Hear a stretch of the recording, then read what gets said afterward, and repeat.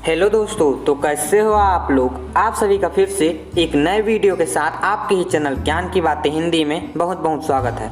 आज का सवाल जवाब एग्रीकल्चर का सामान्य ज्ञान बेसिक क्वेश्चन है, तो वीडियो को पूरा जरूर देखना। और 11th और 12th एग्रीकल्चर में ये सवाल पूछे जाते हैं एग्जाम और ओरल क्वेश्चन में, प्रैक्टिकल वाला।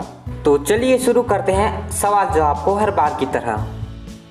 आज का पहला सवाल है, भारत की कृषि सबसे अधिक किस पर निर्भर है।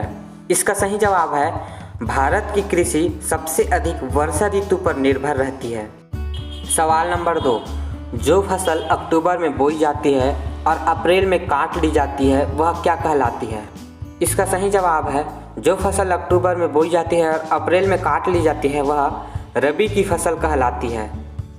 सवाल नंबर 3, जो फसल जुलाई में बोई जाती है और अक्टूबर में काट ली जाती है वह क्या कहलाती है। इसका सही जवाब है, जुलाई में बोई जाती है और अक्टूबर में काट ली जाती है वह खरीफ की फसल कहलाती है। सवाल नंबर 4, जो फसल रबी और खरीफ की फसल के बीच तैयार की जाती है वह कौन सी है। इसका सही जवाब है, रबी और खरीफ की फसल के बीच तैयार होती है उसे जायद की फसल कहते हैं। सवाल नंबर 5, खरीफ की फसल कौन कौन सी है। इसका सही जवाब है, खरीफ की फसल ज्वार, बाजरा, मक्का, चावल, तिल आदि खरीफ की फसल हैं। सवाल नंबर 6, रबी की फसल कौन कौन सी है।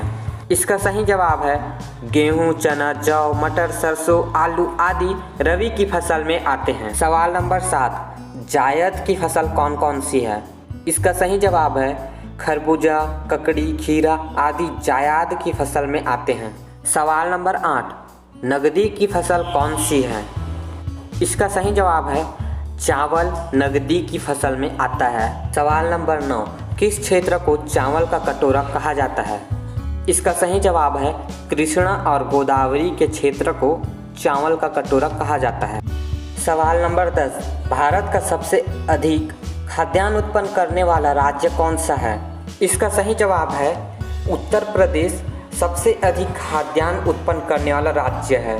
आप यहाँ तक पहुँच गए हो और सवाल जवाब अच्छा लग रहा है तो वीडियो को लाइक जरूर कर दो।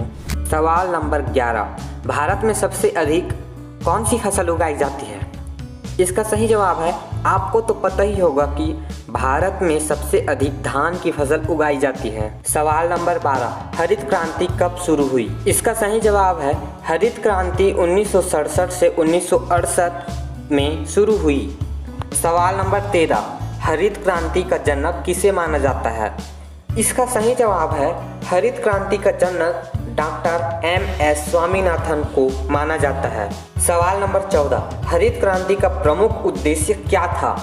इसका सही जवाब है, खाद्यान्न उत्पादन में आत्मनिर्भरता लाना हरित क्रांति का प्रमुख उद्देश्य था और इस क्रांति से फसल उत्पादन में बहुत वृद्धि हुई थी। सवाल नंबर 15, हरित क्रांति किस फसल पर सबसे अधिक उपयोगी रही। इसका सही जवाब है, गेहूं और चावल के फसल में हरित क्रांति सबसे अधिक उपयोगी रही। सवाल नंबर 16, किस राज्य को भारत का धान्य भंडार या अन्न भंडार कहा जाता है। इसका सही जवाब है, भारत का धान्य भंडार पंजाब राज्य को कहा जाता है। सवाल नंबर 17, सब्जी उत्पादन में भारत का कौन सा स्थान है।